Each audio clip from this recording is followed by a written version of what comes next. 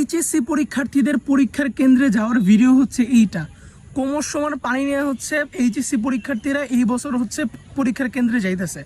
আমার মনে হয় আমাদের শ্রদ্ধেয় হেলিকপ্টার মিলন স্যার পরীক্ষার প্রশ্ন কঠিন ছাড়া আর কোনো খোঁজখবর রাখেন এই পরীক্ষা নিয়ে। এটা হচ্ছে কুমিল্লার ভিক্টোরিয়া কলেজের স্টুডেন্টদের হচ্ছে পরীক্ষার কেন্দ্রে যাওয়ার ভিডিও।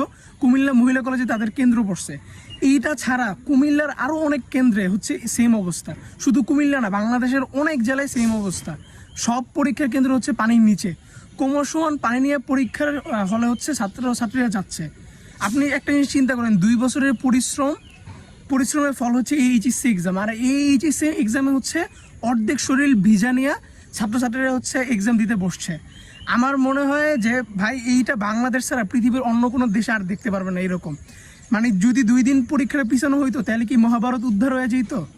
এইটাই কোশ্চেন যে এখন শিক্ষার্থীদের, যে আমরা হচ্ছে, আপনি একটা জিনিস চিন্তা করেন, একটা শিক্ষার্থী ম্যান হলে পড়ে গেছে পরীক্ষার কেন্দ্রে যাওয়ার সময়।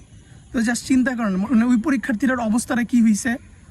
এখন শিক্ষার্থীদের একটাই কথা যে 2 দিন যদি পরীক্ষাটা পিছিয়ে দেওয়া হইতো তাহলে কি এমন হয়ে যেত যে 2 দিন পরীক্ষাটা পিছিয়ে দিতে পারলো না।